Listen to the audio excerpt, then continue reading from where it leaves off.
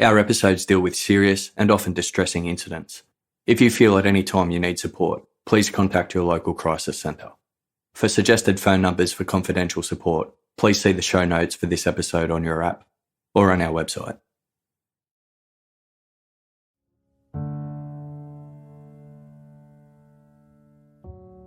"147 Easey Street was a typical semi-detached terrace home for Melbourne's inner-city suburbs. Its front door opened to a narrow hallway with 3 bedrooms leading off to the right. A bathroom sat at the end of the hall, which also doubled as the laundry. Another door led to a living room and modest kitchen, which opened to a small backyard encased by a fence. From the yard, a gate granted access to a side laneway that separated number 147 from a neighbouring property and led out into the street. On Thursday, January 13, 1977, next-door neighbour Janet waited anxiously in the laneway. At her side was a German Shepherd cross puppy named Mishka. The dog belonged to the 2 young women who lived at 147 Easey Street, Suzanne Armstrong and Susan Bartlett. Janet and her housemate Alona had found Mishka wandering the street 2 days earlier, but knocks and calls to 147 had gone unanswered.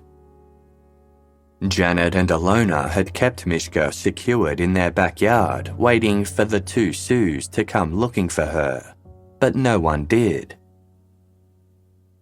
At one stage, Alona peered over the fence into the backyard of 147 and noticed a rear door leading into the kitchen was open and a light was on. Her worries increased the following day when she overheard the distressed sound of crying through the home's shared wall. It was Suzanne's 16-month-old son. It was unusual for his cries to go ignored, as Suzanne was a very attentive and affectionate mother. At their wits' end, Alona and Janet headed next door to investigate. They bypassed the front door. A note they'd pinned there days earlier informing the women that their dog was loose remained untouched. Once in the side laneway, Janet waited with Mishka while Alona entered 147's backyard and disappeared through the open kitchen door. A short while later, Alona rushed from the house in a panic. "Call the police," she said. "They're dead."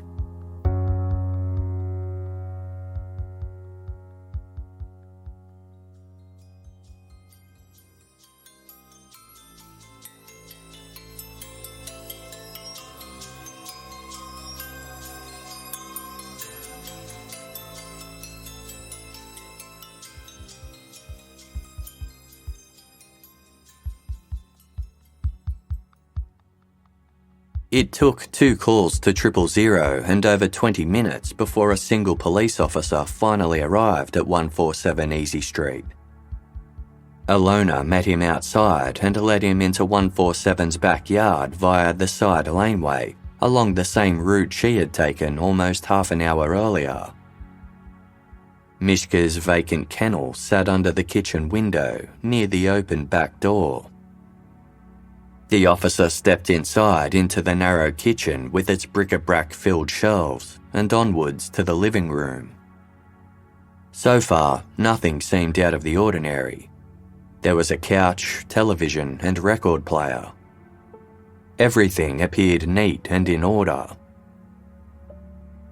The officer reached the dimly lit hallway and peered towards the front door. At the end of the hall, lying face down next to the door, was the bloodied body of Susan Bartlett. She was fully clothed in a nightdress, with numerous stab wounds to her arms, hands, legs, and upper torso. Alongside her, the walls of the hallway were smeared and splattered with blood. Moving towards Susan's body, the officer glimpsed into the front bedroom. Inside, Suzanne Armstrong lay on the carpet. She was naked except for a red and white nightdress that had been pulled up around her head. Her arms, chest and chin were riddled with knife wounds, and her legs were spread wide apart. Grasping the enormity of the situation, the attending officer radioed for backup. A swarm of police cars then descended on Easey Street.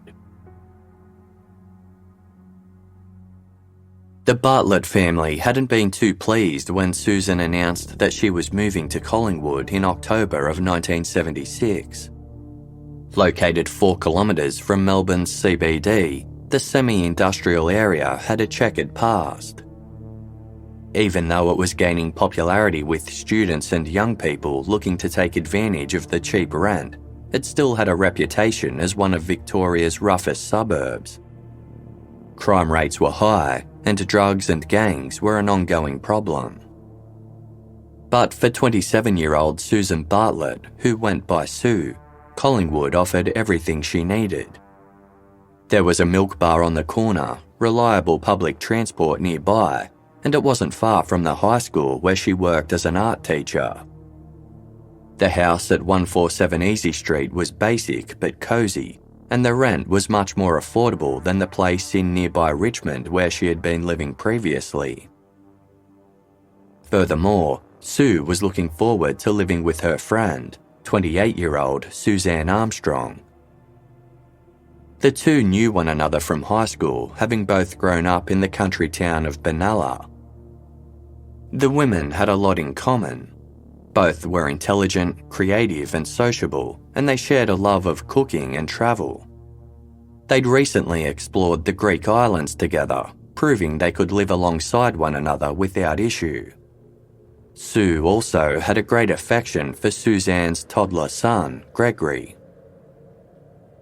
By January 1977, Sue and Suzanne had been living in Collingwood together for around 2 months. Monday, January 10 started normally for both women. They rose early, ate breakfast together, and then went their separate ways. Suzanne bathed Gregory, and the two took off on her bicycle to visit some friends. Sue's mother was in town, and the two met to go shopping in the city. Afterwards, Sue went home to work on a dress she was in the process of sewing. She was a talented seamstress who made most of her own clothes, and she intended to wear this dress on a date she had planned for Wednesday night. After working on the dress for a while, Sue began to cook dinner in preparation for company. Sue's brother Martin was a regular visitor to 147 Easey Street. Having also made the move to the big city from Benalla, he enjoyed helping his sister with tasks around the house in exchange for a home-cooked meal.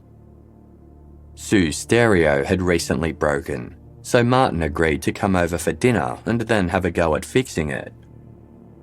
Martin got the stereo working and they all listened to some records, but then Sue and Suzanne said they wanted to watch television.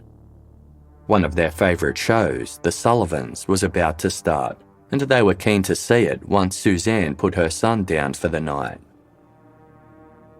At around 9 p.m, Martin bid the women farewell, with the Bartlett siblings making plans to catch up again the following week. It was an enjoyable, albeit uneventful evening. Everyone was in good spirits, and nothing seemed out of the ordinary. When Martin left, Suzanne and Sue were comfortably settled in front of the television. He would become the last person to see his sister and her friend alive. Given there were no further sightings of either of the women after Martin left, and their dog was found wandering the streets the following day, it was determined they had likely been killed sometime in the early hours of Tuesday, January 11. Neighbours didn't hear or see anything out of the ordinary, although next-door neighbour Alona recalled hearing Gregory crying for a prolonged period on Tuesday morning. This meant that the bodies of Susan Bartlett and Suzanne Armstrong lay undiscovered in their home for 3 days, while the young boy lay distressed and alone in his cot. Collectively, the young women had been stabbed a total of 82 times, with Sue sustaining 55 stab wounds to Suzanne's 27. The wounds were deep, having likely been inflicted using forceful rapid thrusts with a 2.5 centimetre wide blade. Suzanne had also been raped post-mortem. However, it didn't appear that any great struggle had taken place. Other than a vase of flowers that had been knocked over, Suzanne's bedroom was in relatively neat order. Blood had pooled on the carpet above her head, several drops of blood stained her bedsheet, and a pair of her underwear lay beside her. The scene indicated that Suzanne had been reading in bed when she got up and encountered her killer, who then launched a brutal and frenzied attack. There were also smears of blood on the lamp and alarm clock next to the bed. Either Suzanne had reached over in an attempt to grab her bedside phone to call for help, or the killer had reached over to turn the lamp off. The location of Sue Bartlett's body in the hallway just outside of Suzanne's bedroom suggested she had likely confronted the killer after Suzanne was already dead. Sue's hands and arms were covered with defense wounds, which explained the smears of blood on the hallway walls. Investigators believed that after killing Sue, the perpetrator returned to Suzanne's bedroom to rape her lifeless body. The attack had been so quick and savage that neither woman had any time or opportunity to seek help. Gregory was discovered in the middle room between the two women's bedrooms. He was found lying hungry in his cot, his skin pale and nappy soiled. Other than having been dehydrated and distressed for some time, he was alive and unhurt. His room, which doubled as Sue's sewing room, was relatively tidy and didn't appear to have been touched during the attack. Sue's bedroom at the end of the hall was similarly neat, and there was no blood. Smudges of blood were discovered in the bathroom, specifically in the bathtub. Blood pooled around the plug hole and small bone splinters were found in the crook of the drain. This suggested that the killer had showered after carrying out the murders, with the bone fragments having likely been washed from their knife. The knife itself was nowhere to be found. Small spots of blood were also found on the lid of the washing machine. The killer might have used the machine, or at least considered doing so. The living room revealed further evidence of the killer's attempt to clean themselves up. A small blood-soaked towel lay on the couch. A second blood-soaked towel was found at a playground 300 metres from number 147 on Wellington Street. As DNA testing wasn't available in the late 70s, it couldn't be determined whether any of the blood belonged to the killer. Sue's blood type was type O and Suzanne's was type A, both common blood groups. Only type A blood was found in Suzanne's bedroom, the bathroom, and on the blood-soaked towels, while only type O blood was found smeared in the hallway. This either meant that the killer wasn't wounded during the attacks, or that he shared a common blood type with one of his victims. However, he did leave one undisputable piece of evidence behind. Semen was found on Suzanne Armstrong's body, as well as on her bedroom carpet, bed sheets, and one of the towels. There were no signs of forced entry into number 147, and when police arrived, both the front and back doors were unlocked. If the women had purposely left the doors unlocked, which they were known to do, the killer might have let himself in uninvited, walked into Suzanne Armstrong's bedroom, and launched an attack. Yet, the top sheet of Suzanne's bed was neatly folded over and a book was face down on the corner. It appeared as though she'd been reading in bed when her killer entered. If it was a stranger, Suzanne would have scrambled out of bed in a panic, leaving things in a far more disorderly state than the way they were found. Maybe the killer had knocked on the front door or on Suzanne's window and she had let him inside. Or perhaps she had been expecting a guest and had left the front or back door unlocked so they could let themselves in. They might have exchanged words, or maybe Suzanne rejected his sexual advances, which had enraged him. Suzanne's family didn't believe she was expecting a visitor. Suzanne always wore decorative earrings, but at the time of her death, she was wearing plain gold sleepers. Her family said she would never wear sleepers if she was expecting male company. Sue was likely in the backyard, kitchen, or possibly doing some laundry at the time, which would explain why she hadn't heard the attack right away. When she realised what was going on, she likely confronted the assailant, who turned his fury to her. Sue had been stabbed almost twice as many times as Suzanne. There were wounds all over her body, including on her buttocks and the back of her thighs.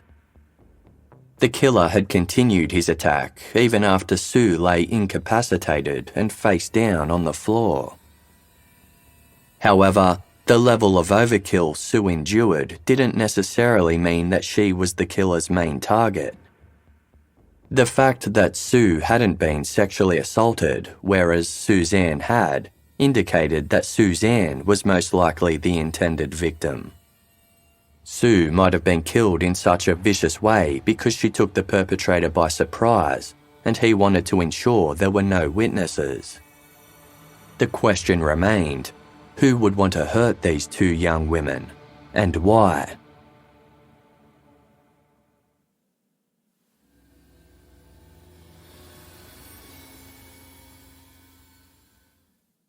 Casefile will be back shortly. Thank you for supporting us by listening to this episode's sponsors.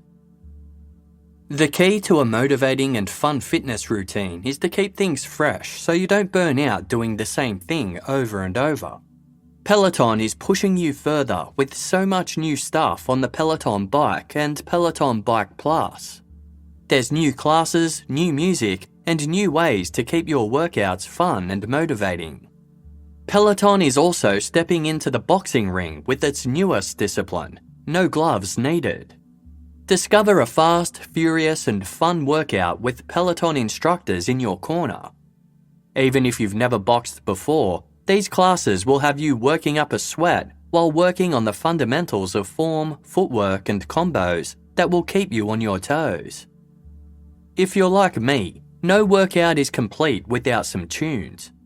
Peloton is adding new artist series classes, so you can work out to the music of a single artist for an entire class.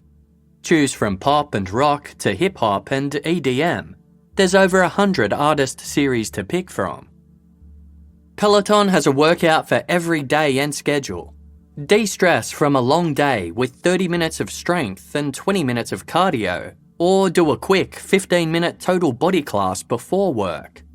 Visit One Peloton to learn more. That's OnePeloton.com. Casefile Presents The Detective's Dilemma, a 10-part series narrated by me that dives deep into Case 35, Operation Mayan, featuring interviews with family members and the lead detective, Steve Fulcher. When a moral dilemma arises, you'll have the opportunity to put yourself in the detective's shoes and ask yourself, what would you have done? The Detective's Dilemma is available to stream for free from March 14 only on Spotify. Stay tuned to hear the official trailer at the end of today's episode and be sure to follow The Detective's Dilemma on Spotify.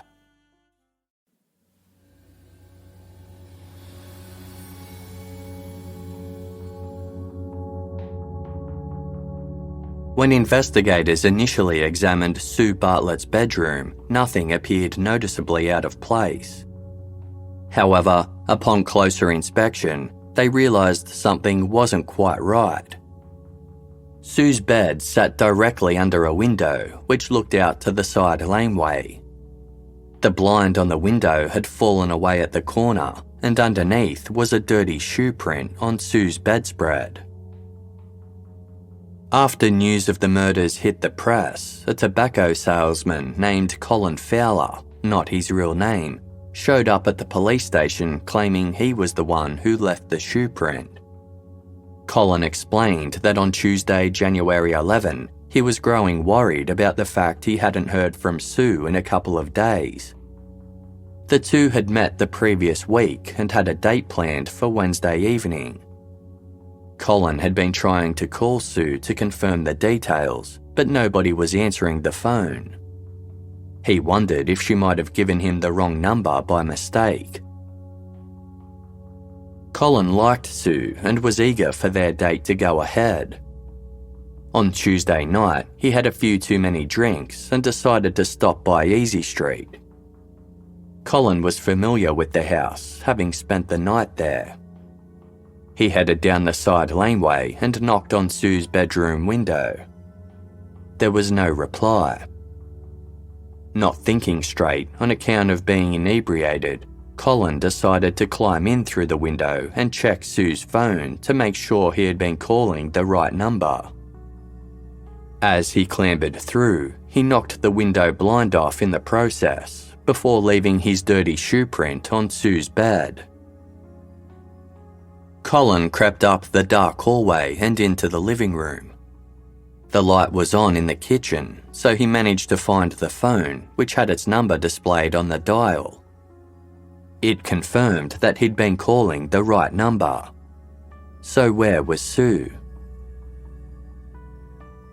Colin didn't poke around any further. He was keen to get in and out as quickly as possible, so he hastily left the house the same way he'd entered. Had he looked down the hallway, he would have noticed Sue's bloodied body lying by the front door. Whether it was the fault of the alcohol or the darkness, Colin claimed he never saw Sue's body. Colin found out about the murders after a friend read about them in a newspaper and recognised Sue's photo. He was horrified to discover he'd been in the house while the two women lay undiscovered. He also realised this didn't look good for him. Enlisting the help of a lawyer, Colin immediately went to the police station to clear his name. Investigators weren't convinced. It seemed highly unlikely that Colin could have stood mere metres away from Sue's body and not seen her, nor heard Suzanne's son's weak cries for attention. Colin had also been one of the last people to spend time at 147 Easey Street, having slept over with Sue 2 nights prior. Witnesses recalled seeing his car parked out the front at the time. It was a white Mercedes and hard to miss. Was it possible that Colin had sneaked in through the window, killed both women, washed himself clean, then quickly fled the area? His story about checking Sue's phone number could be a ruse used to explain away his footprint at the scene. According to Colin, a friend had accompanied him on his late-night trek to Easey Street. He stood watch in the laneway as Colin broke into Sue's bedroom. The friend vouched for Colin's entire story, confirming he was in and out of the house in a matter of minutes, and made no mention of seeing anything out of the ordinary inside. Yet, Colin Fowler wasn't the only person prowling around 147 Easey Street.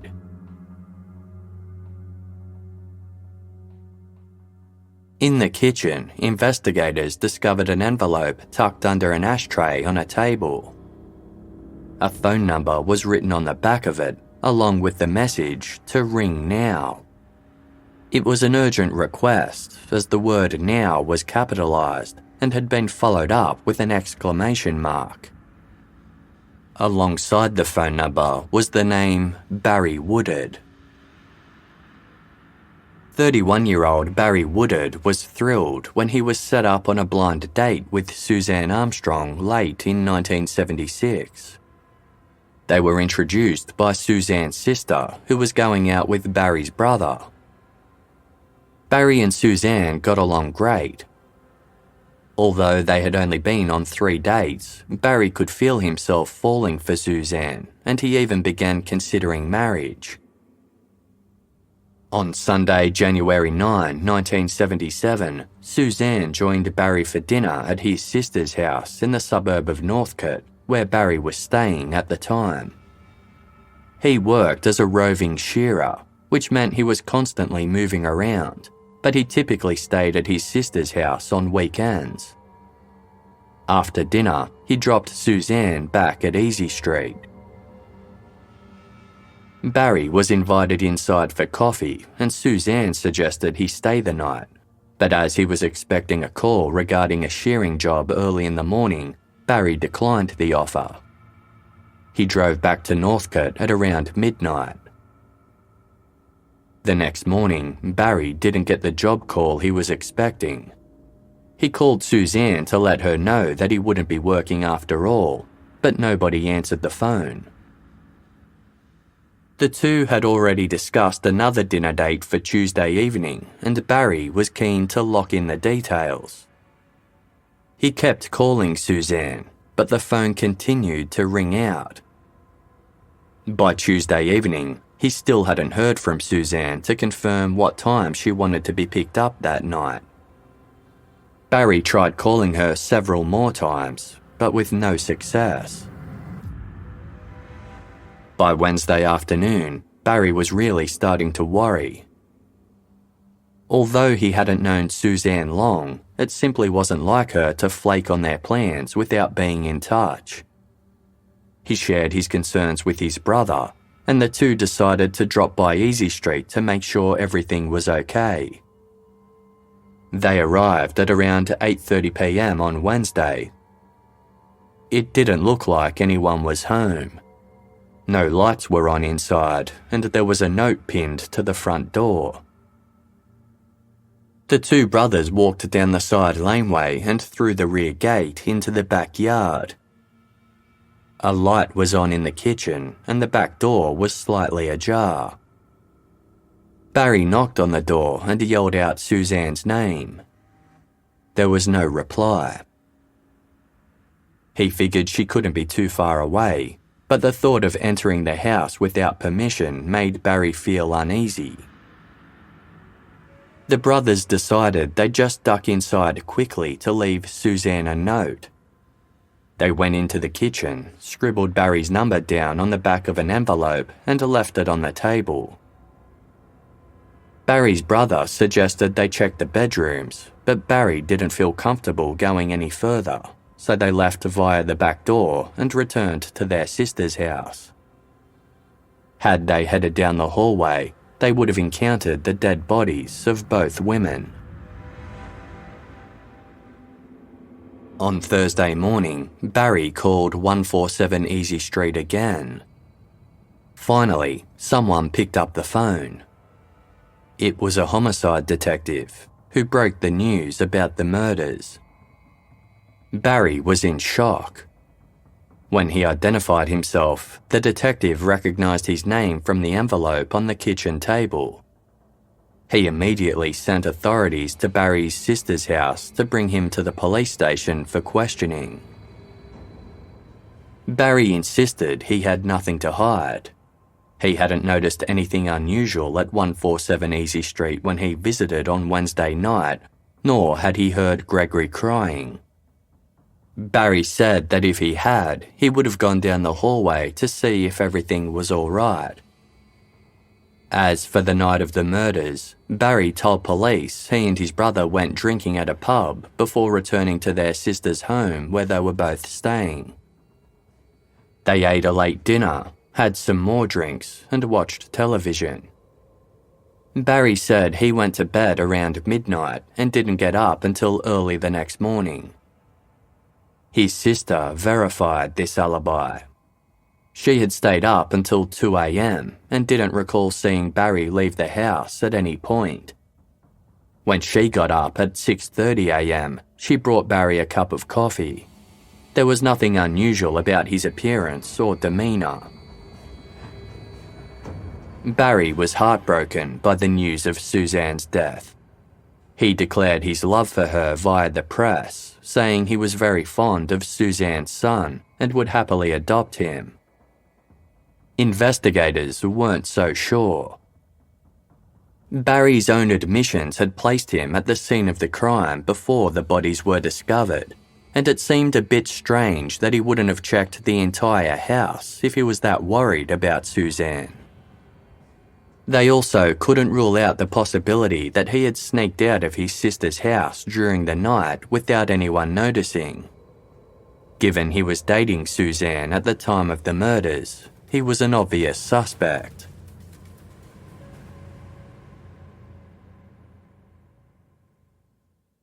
Investigators weren't entirely sure what to make of the situation. While it was highly unusual that two men who were romantically involved with the victims had entered the crime scene, it didn't mean either of them were guilty. As police began questioning friends and associates of the two women, they learned that Barry Woodard wasn't the only man that Suzanne Armstrong had recently been involved with. Described as, quote, very attractive, with a personality to match, Suzanne had several admirers. Some friends described her as too trusting and said she'd recently been spending time with some questionable people. On occasion, she had invited them to Easey Street, which had made Sue feel uncomfortable.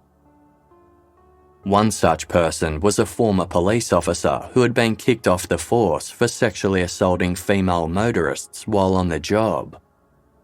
He had attended a housewarming party the two Sues had thrown just weeks before the murders, and some guests recalled he'd been watching Suzanne very closely. Investigators questioned the former officer, who gave contradictory statements when asked about his whereabouts on the week of the murders. Something about his behaviour seemed off. Then there was an ex-boyfriend that Suzanne's family believed could be involved. A violent alcoholic with a criminal record, this man was reportedly drinking in a Collingwood pub on the night of the murders, just blocks away from Easey Street. His girlfriend vouched for his whereabouts, saying the two were together the entire night. Working on the theory that Suzanne may have rejected the sexual advances of a former lover or someone she had recently been spending time with, several other men were added to the suspect pool. Investigators also had to consider whether the killer could have been motivated by revenge. Suzanne was a romantic at heart. It was while she was visiting the Greek islands that she met a local fisherman named Manolis. The two fell in love, and Suzanne stayed in Greece for a while. She soon became pregnant, and she and Manolis decided to get married. Foreign bureaucracy complicated their plans, and they ultimately felt it was too much hassle. After giving birth, Suzanne was homesick for Australia, but Manolis didn't want to leave. Knowing that he wouldn't agree to let her take their baby boy away for good, Suzanne told Manolis she was simply returning to Australia for a visit. When she reached Melbourne with baby Gregory, she sent Manolis a letter saying she wouldn't be coming back to Greece. Manolis was heartbroken. He thought Suzanne was the love of his life, and he struggled to come to terms with the abrupt separation. While this could have given Manolis a motive to want to hurt Suzanne, police confirmed he never left Greece. Some speculated whether Manolis might have had ties to the strong Greek community in Collingwood and sent someone to pay Suzanne a vengeful visit on his behalf, but there was no evidence to support this theory.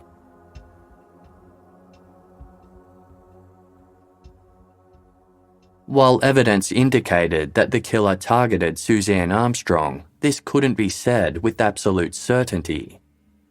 It was possible that the crime was a random opportunistic attack committed by a dangerous predator. 2 pubs were within close walking distance of 147 Easey Street, both of which closed at midnight. This gave a reason for men who didn't necessarily live nearby to be in the area late at night.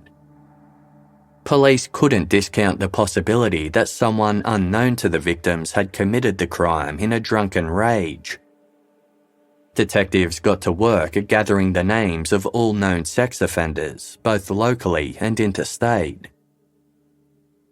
Witnesses who saw anything out of the ordinary in the early morning hours of Tuesday, January 11 were urged to come forward.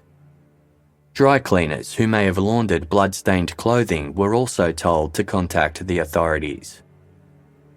A police spokesperson said, "The killer can't have washed off all the blood. Someone must have seen him, a friend or a relative probably, or maybe someone in the street. Just so long as that someone tells us. This man is sick, very sick, and unless we catch him, he will strike again." Then came a promising discovery. Shortly after the double homicide, a police officer was searching a car in relation to a separate matter. In the boot of the vehicle, he found a leather sheath that held a blood-stained knife. It was 26 centimetres long, with a small curve at the tip of the blade that could have been caused by hitting something solid, like bone.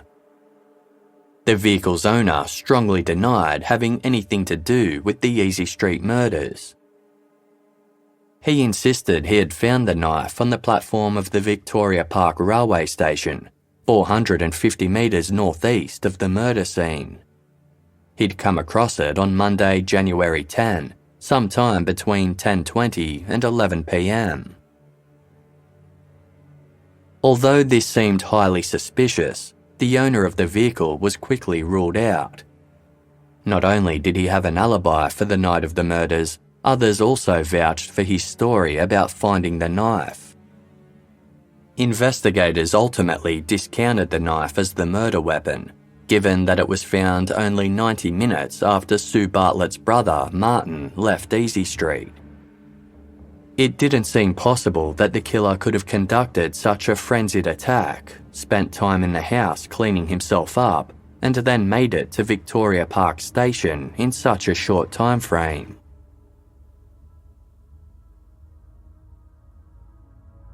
Respected journalist Tess Lawrence covered the Armstrong and Bartlett case at the request of police. She attended 147 Easey Street when Suzanne and Sue's loved ones were permitted to enter the house to collect their belongings. Published in the Herald newspaper, Tess's article detailed the layout of the house and the items within. Shortly after it ran, Tess received a phone call at work from a man whose voice she didn't recognise. He began dissecting the details of her article line by line and criticised Tess for not being very observant. Tess had mentioned there was a record player in the living room, the one Martin Bartlett had stopped by to fix on the Monday night, but she didn't mention the names of any of the records. The caller pointed this out. He then mentioned the name of one record, claiming it was on the turntable at the time. During the early days of the media coverage, it's believed that police intentionally fed journalists several incorrect details so they'd be able to identify any misinformation or false confessions that might come through. Not only was it falsely reported that Sue Bartlett had also been raped, but a layout of the murder scene published in newspapers purposefully included a few minor discrepancies. When Tess Lawrence's article about the crime was published, she deliberately omitted the name of the record that was on the living room turntable at the time the murders were carried out. Tess was left stunned when the mysterious caller correctly named this record. She scrawled a quick note to a colleague asking to try and have the call traced, while simultaneously trying to keep the caller on the line. He refused to identify himself, but claimed to work at the Victoria Barracks. The caller said he'd phoned back before abruptly ending the call. Tess immediately reported the incident to the police. This was just one of thousands of tip-offs received in the first 2 weeks of the Armstrong Bartlett murder investigation. At the time, Victoria's homicide squad only had 16 detectives. In the first 21 days of January alone, 11 murders had been committed throughout the state for an average of 1 murder every second day. It was the largest number of murder cases on record since 1955. Resources were stretched incredibly thin. While the Easey Street murders was one of the most brutal sex crimes in Victoria's history, investigators had several other unsolved cases vying for their attention. The owner of a massage parlour was shot to death outside his home, while another man had been stabbed in the throat with a broken beer bottle. A husband and wife were shot during a home invasion. The woman survived, but the man wasn't so lucky. None of the other murders were thought to be linked to the deaths of Sue and Suzanne, but those critical of the investigation believed the spike in crime meant the Easey Street case wasn't getting the undivided attention it deserved. Surely a case of that nature, which had terrified young women all over the city, should be top priority. What the press and public didn't know was that investigators had already set their sights on a promising person of interest.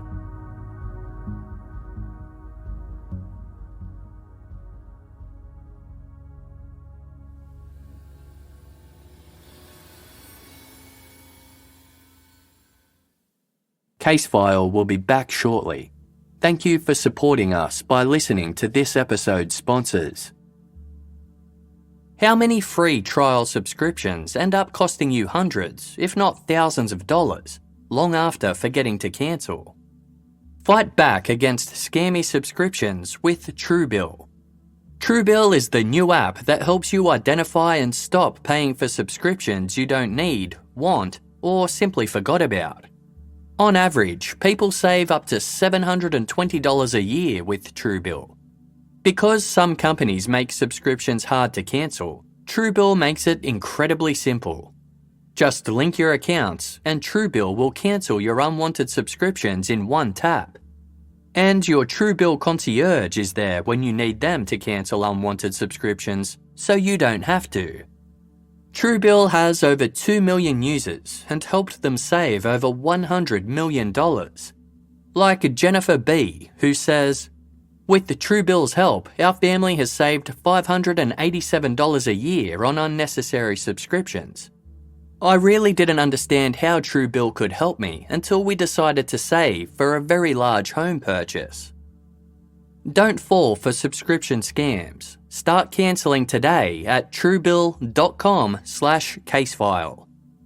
Go right now, truebill.com/casefile. It could save you thousands a year. truebill.com/casefile. This episode is brought to you by The Jordan Harbinger Show. Want a new podcast to look forward to each week? One that's entertaining, informative, and packed with actionable content? Of course you do. The Jordan Harbinger Show is a top-shelf podcast named Best of Apple in 2018. Jordan dives into the minds of fascinating people, from athletes and scientists to mobsters, spies, and hostage negotiators. All of the Jordan Harbinger Show episodes are great, but here's a few the team at Casefile think you'll be really interested in. There's episode 631 with Amanda Katazi, who bravely discusses her childhood in a cult and how she survived abuse at the hands of sex and labour traffickers. Another eye-opening interview is with Joe Barone in episodes 634 and 635. Born into a life of crime, Joe talks to Jordan about how he became the longest-running mafia informant in the history of the FBI. You can't go wrong with adding the Jordan Harbinger Show to your rotation. It's incredibly interesting. There's never a dull show. Search for the Jordan Harbinger Show. That's HARBINGER on Apple Podcasts, Spotify, or wherever you listen to podcasts. Thank you for listening to this episode's ads. By supporting our sponsors, you support Casefile to continue to deliver quality content.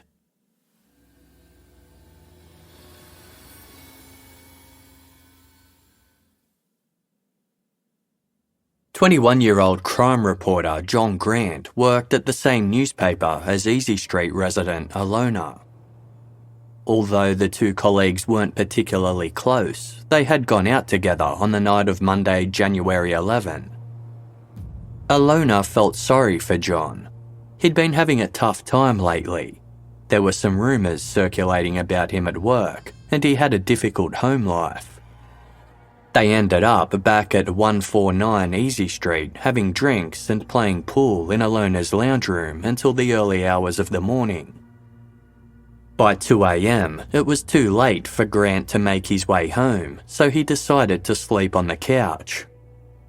The next morning, he got a lift to work with Alona. 2 days later, Alona went next door, where she discovered the bloodied bodies of Suzanne Armstrong and Susan Bartlett. When John Grant was questioned by police, he maintained he hadn't heard anything next door on the night he slept at Easey Street.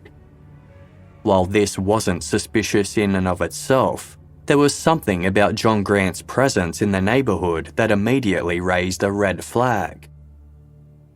18 months earlier, a 19-year-old American woman named Julianne Garcia Soleil went missing from the flat she shared with her sister in North Melbourne.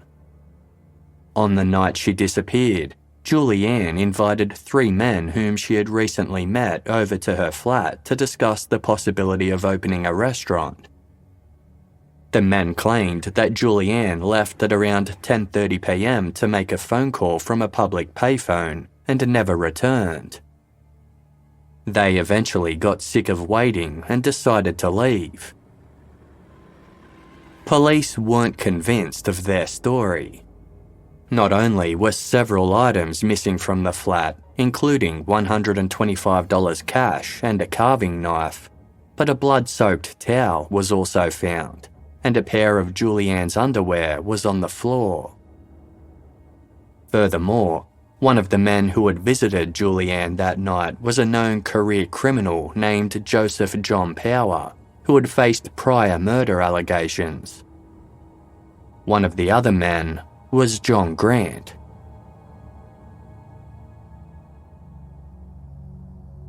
Grant was the kind of crime reporter who mingled with both police sources and criminal contacts, whatever it took to get a good story.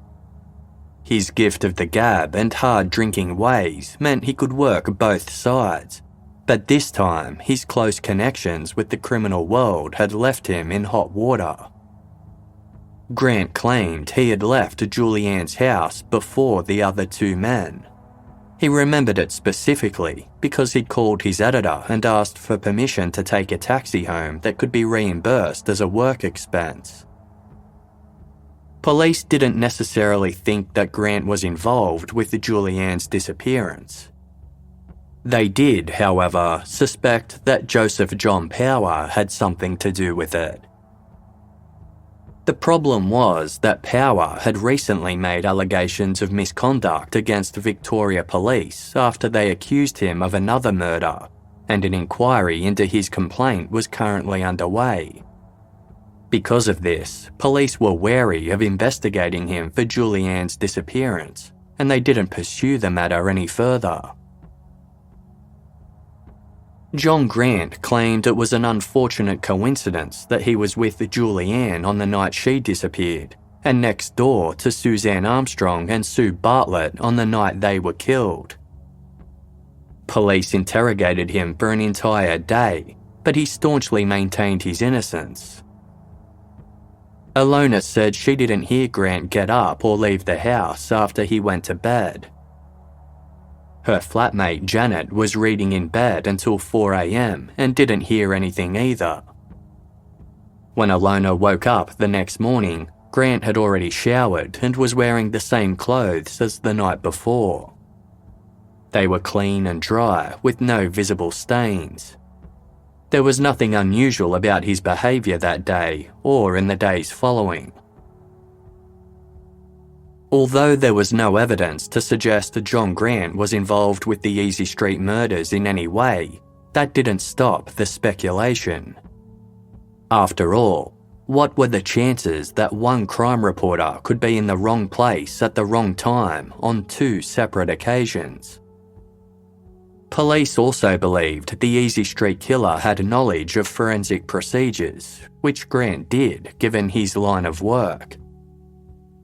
Furthermore, both the Easey Street crime scene and Julianne Garcia Soleil's flat shared a similarity: the presence of a blood-soaked towel and a pair of women's underwear left on the floor. Given Grant's association with the Joseph John Power, some wondered whether it was possible that Power had followed Grant to Easey Street on January 11 for an unknown reason. Maybe he'd caught a glimpse of Suzanne Armstrong in her front bedroom and acted on impulse. Power was known to be a violent, dangerous criminal, and he was physically capable of overpowering two unsuspecting women. It was a bit of a far-fetched theory, but every possibility had to be considered now that the investigation wasn't shaping up to be as straightforward as initially anticipated. The major hindrance was that nobody had witnessed anything suspicious around 147 Easey Street on the night of the murders. Or had they?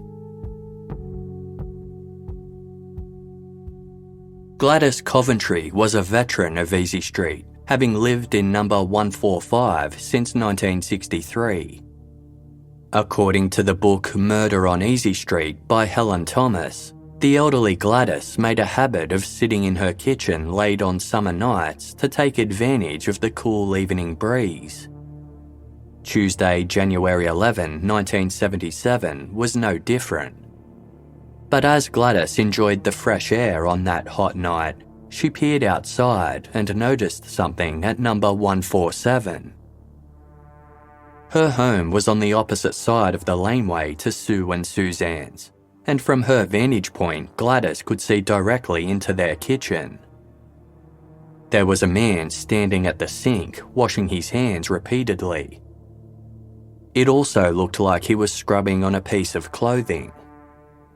Gladys had never seen the man before, or if she had, she didn't recognise him. She didn't think anything of it. After all, her neighbours often had visitors, and from the casual, unhurried way the man moved about the house, nothing raised any alarm.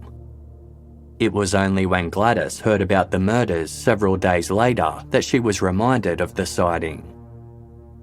She approached a homicide detective to report what she had seen, but he didn't seem interested. At the time, the homicide squad had a reputation for being arrogant, and it wasn't until the case started to go cold that they realised they might have been too quick to dismiss Gladys's sighting. Detectives approached the elderly woman again, but she was offended that they didn't take her report seriously the first time, and she no longer wanted to speak to them.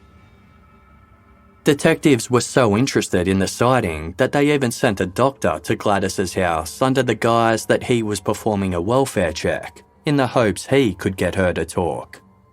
But there was no fooling Gladys, who quickly sensed that he was with the police. The detectives realised that they had missed their chance to get a description of the man Gladys claims to have seen in the kitchen of 147, but instead of persevering, they accepted it and moved on. Had they taken Gladys Coventry's sighting seriously from the start, they may have been able to get a physical description of the killer, and an identikit could have been drawn. But she wasn't the only neighbour who was overlooked by the police. 21-year-old Peter Sellers lived with his family at 139 Easey Street. On the night of Monday, January 11, he had a friend named Ray stay over while the rest of his family were travelling interstate. According to the book Murder on Easey Street, at around 2:30 a.m, both Peter and Ray thought they heard a front door slamming. Moments later, they heard what sounded like 2 car doors slamming before the car quickly took off. When police door-knocked the area once the murders were discovered, Peter wasn't home. However, his mother was there and she told them that her son had information that might be of interest. Police took note of his name, but never returned to ask Peter what he had seen. Peter just assumed they weren't interested, so he didn't attempt to follow it up. The failure to interview key witnesses was just one problem in a long list of failures in the investigation. One of the overriding issues was that the case was overseen purely by the State Homicide Squad, and Collingwood's Criminal Investigation Branch was never brought in to assist. Had local police been involved, their specialised knowledge of the area might have led to more possible persons of interest. It didn't help that days had already passed before the crime scene was discovered. This gave the perpetrator plenty of time to dispose of evidence or flee Melbourne. Secondly, although the crime scene was secured as soon as officers descended on the property, things were done differently in the 70s. Police were free to move through the crime scene without wearing any protective clothing. One officer had even washed his hands in the bathroom sink. Failure to maintain the integrity of the crime scene meant crucial evidence might have been missed. Complicating matters further was the fact that several detectives seemed convinced they already had their killer within sights. Many believed that John Grant's connection was too coincidental, and it would be a matter of time before evidence linked him to the crime. Others had the same feelings about Barry Woodard, the man Suzanne was dating at the time of her death. This tunnel vision meant that other persons of interest were potentially overlooked. During the short amount of time that Sue Bartlett and Suzanne Armstrong were living on Easey Street, major construction was taking place in the area. Not only was nearby Hoddle Street being widened in conjunction with the new freeway, but a new community health centre was being built right behind the women's home. Construction workers and other tradies were in and out of the site constantly. Was it possible that one of them had glimpsed into the backyard of 147 Easey Street and caught sight of Sue or Suzanne lounging in their backyard? Perhaps they'd taken an unhealthy interest in one or both of the women and returned to the property after dark. Similarly, concreting work had only recently been done outside of number 147. Could one of these workers have peered in through the front window, taken note of Suzanne, and returned to approach her at the property later? Many of these workers were employed short-term and moved around often, so with police chasing other avenues in the early days of the investigation, it would have been easy for any of them to fall through the cracks. On top of the lackluster investigation, the Armstrong and Bartlett families weren't happy with how they were treated by the authorities. They were constantly chasing updates themselves rather than being kept in the loop with how things were progressing. Suzanne's family was never even interviewed by police. They had to make their own appointment to go down to the station and provide information.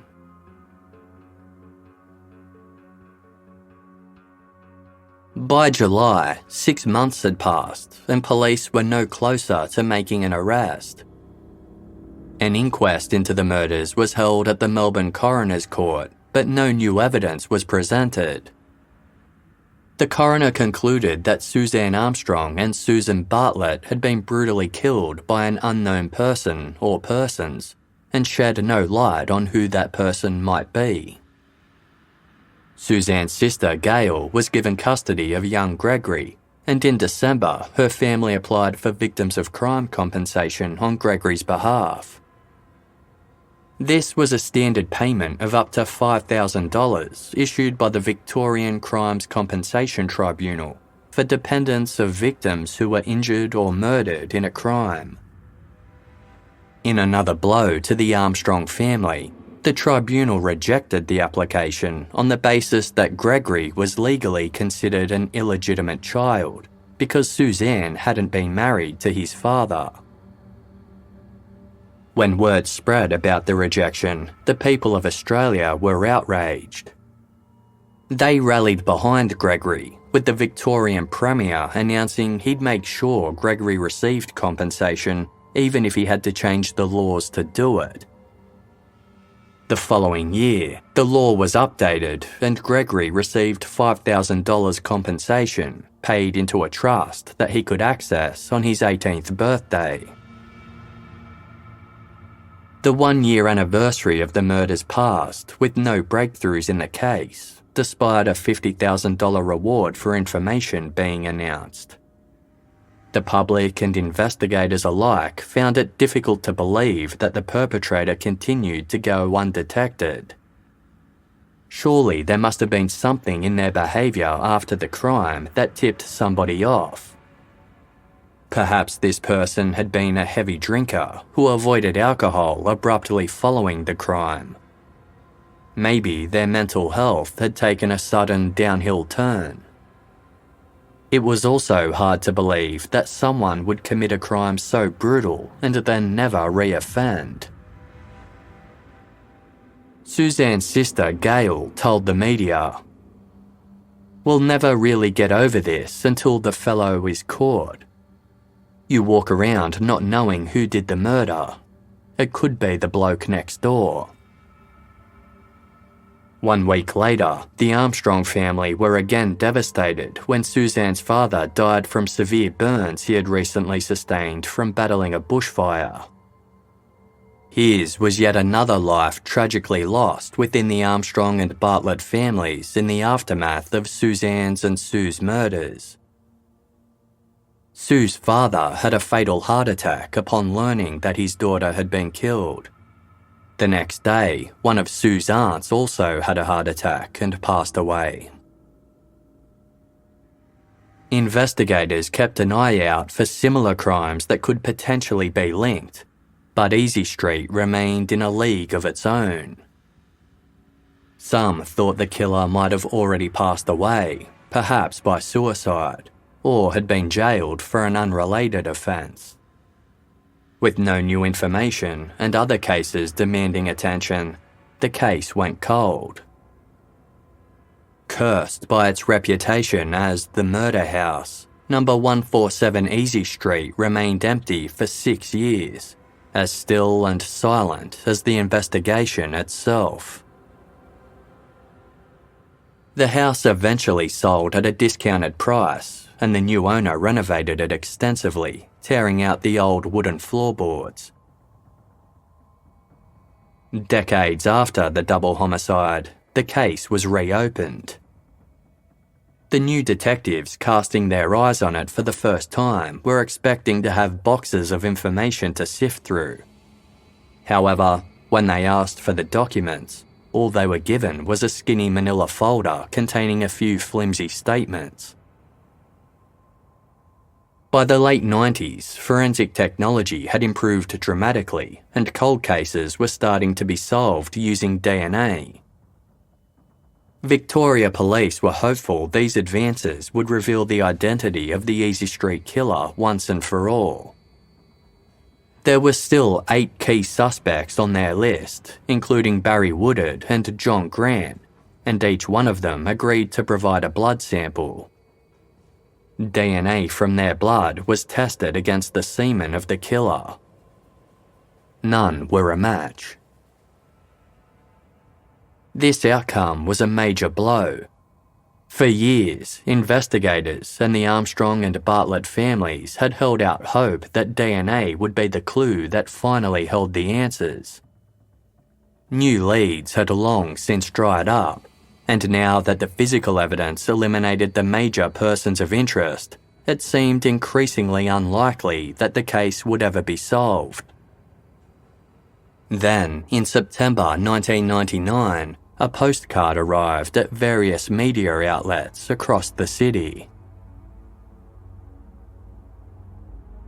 Postmarked from the town of Bright in northeast Victoria, the writer of the postcards claimed to know who was responsible for the murders. The cards were forwarded to the homicide squad, who wrote them off as a hoax.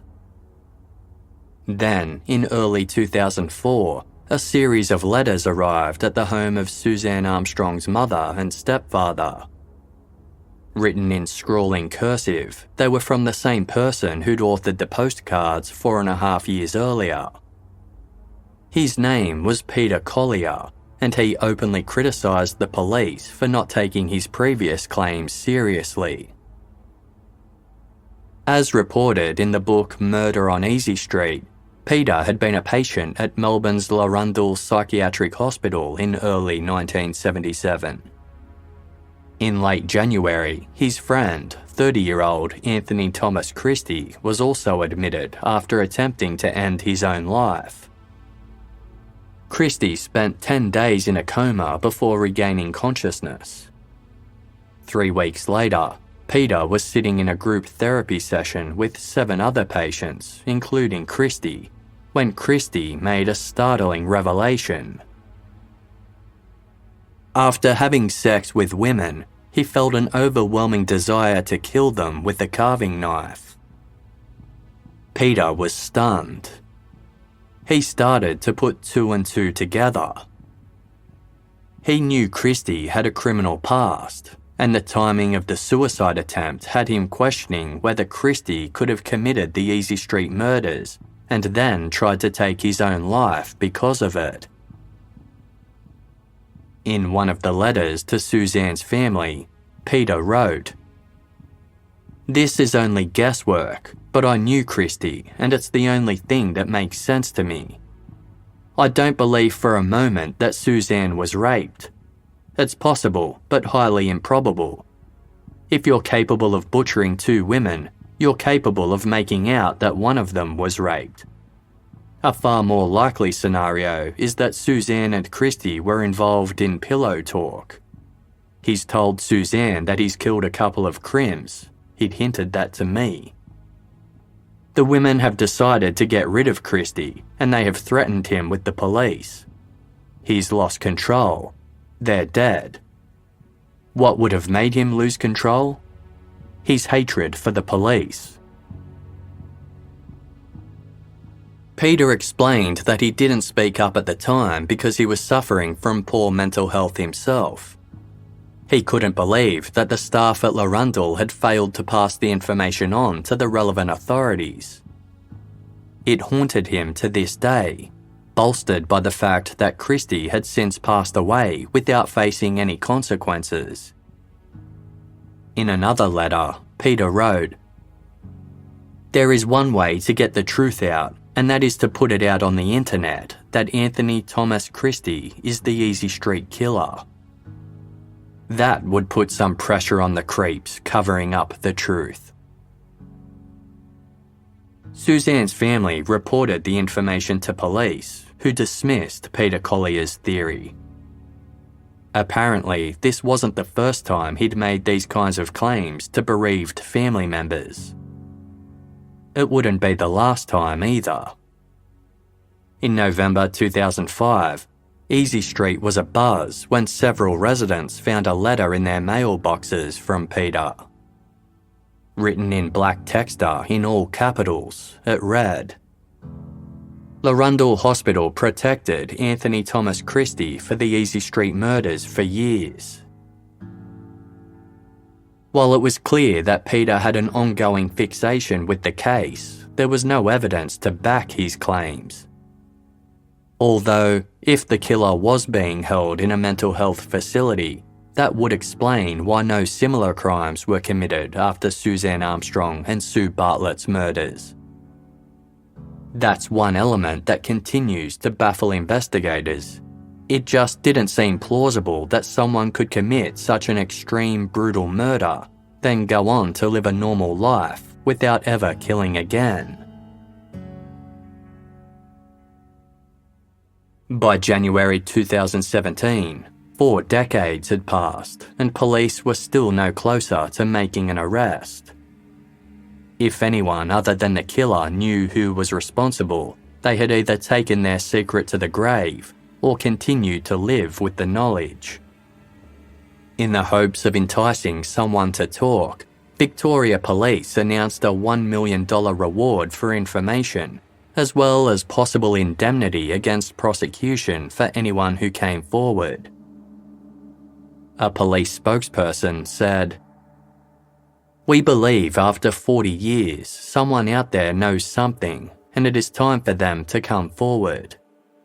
These unsolved murders have been extremely devastating on these 2 young women's families, and after all this time, we would like to provide them with closure." For Suzanne Armstrong's family, it was too little too late. Suzanne's sister, Gail, was still disappointed about the way the case was handled from the get-go, but she was grateful that the investigation was still active after all these years. She told reporters, "This reward should have been offered 39 years ago, and it'd be solved, and we wouldn't be doing all this now. I hear the miracles that police do solve cases, and I think Suzanne will be next. They will do it. They will find this person." There were still 130 persons of interest on the list, and a team was tasked with going through each individual in a bid to eliminate them once and for all. This was no easy task. Given how much time had passed, 41 of those individuals had since passed away, while others had relocated or changed addresses. Those who were able to be tracked down were encouraged to submit a voluntary DNA sample. The original 8 suspects who had previously been cleared by DNA were also retested. Once again, there were no matches. Despite the age of the DNA evidence, it still holds the key to solving the Easey Street murders. Investigators in Victoria haven't yet turned to genealogy testing to solve cold cases, but hope remains that the perpetrator could finally be identified via an ancestral link. Veteran journalist Tess Lawrence, who visited Easey Street as family members packed up Suzanne and Sue's belongings, has never revealed the name of the record that was on the turntable in the living room at the time of the murders. She has this information safely stored away on the off chance it might ever be useful to the investigation. Collingwood today is not the suburb it was back in the 1970s. It's now considered one of Melbourne's hippest areas. The old terrace homes remain, but the warehouses that once defined the area have since been converted into trendy offices, bars and cafes. With its neighbouring house having since been demolished, number 147 Easey Street now stands alone. The house has changed hands multiple times over the years. When it sold in 2011, the real estate agent responsible for the sale found themselves in hot water after describing the house in their marketing campaign as part of Melbourne's folklore. A spokesperson for victim advocate group Support After Murder described this campaign as absolutely disgusting and accused the real estate agent of trying to capitalise on the tragedy. In their defence, the agent claimed they were just trying to fulfil disclosure requirements as discreetly as possible. At the time, Victorian law dictated that real estate agents only had to tell a prospective buyer about any violent crimes that occurred in a property if they were asked. Since then, the laws have changed so that agents must disclose these details no matter what. In 2017, 147 Easey Street sold again. The real estate ad described the house as, quote, enjoying a revitalised identity with a contemporary makeover while retaining its period lustre. For years after Suzanne and Sue were killed, curious onlookers drove down Easey Street wanting to catch a glimpse of the infamous murder house. Teenagers would hang out of car windows while pointing and laughing, which upset the local residents who continued to be haunted by the crime. The notoriety of the gruesome crime itself often overshadows the fact that at the heart of the tragedy, 2 innocent young women lost their lives in the most brutal way imaginable, and their loved ones never received the closure they desperately sought. Sue Bartlett was well liked with both students and colleagues at the inner city high school where she worked. Dedicated to her job, she always went the extra mile to organise out-of-hours events for the kids, such as school dances and other activities. If a faculty member was leaving, Sue was the one who hustled funds to buy them a farewell gift. In the wake of the murders, a former co-worker of Sue's rallied to raise funds in Sue's honour. The money was used to buy a painting of the Australian bush, which hangs on the wall of the high school in memory of the popular and dedicated teacher. The co-worker remarked, "Everyone loved Sue. She was almost larger than life." When Suzanne Armstrong's son Gregory turned 18, he was finally able to access the $5,000 compensation payment that had been put into a trust. The money had been invested wisely, and by the time Gregory accessed it, it was worth almost $27,000. He used it to complete his education. Gregory doesn't speak publicly about his mother's murder, but in 1996 he formed a friendship with crime writer Tom Pryor, who penned a book about the case titled "They Trusted Men." Speaking to Tom, Gregory said, "Everyone loses out on something. I've lost out because my mother was murdered. It has taken me a long time to realise how much I missed her. From all accounts, the last thing my mother could be described as was ordinary. I miss her. I wish I could meet my mother again, even just once." Suzanne's vibrant, inquisitive personality is forever captured in the letters she wrote to friends and family during her travels. While visiting Florida in 1973, she wrote to a friend back in Melbourne, "I think there are basically 2 ways to live your life, yours at home and mine. Neither is really satisfactory 100%. It is just what you make of it. Happiness can only really come from inside you, and you have to know people. I haven't found such happiness, but I am getting to know myself, and that is an interesting experience. Life is really crazy, but I do believe there is a purpose to everything. Whatever it is, I can't say, but I suppose I will find out soon enough."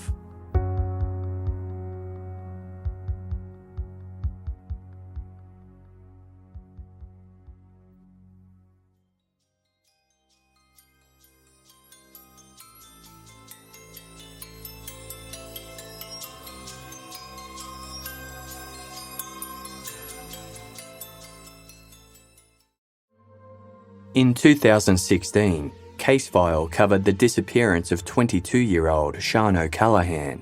All you can see are headlights of a car flashing. It's blatantly obvious that she got in that car.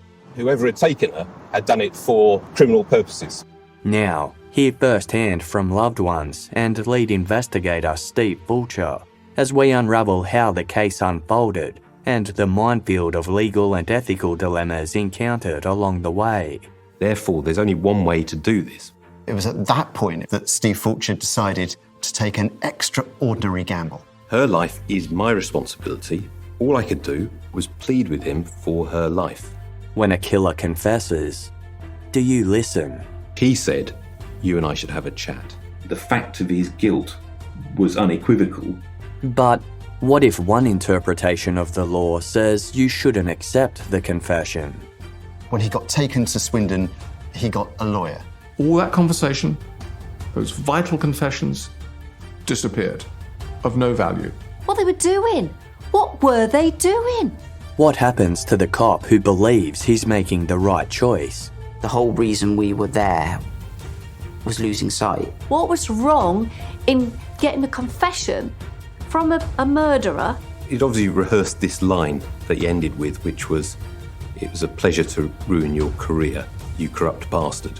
If it had been your loved one Steve Fulcher was looking for, what would you have wanted him to do? To crucify somebody for trying his best to get closure for two families doesn't make a lot of sense. Casefile Presents The Detective's Dilemma, available for free on March 14, only on Spotify.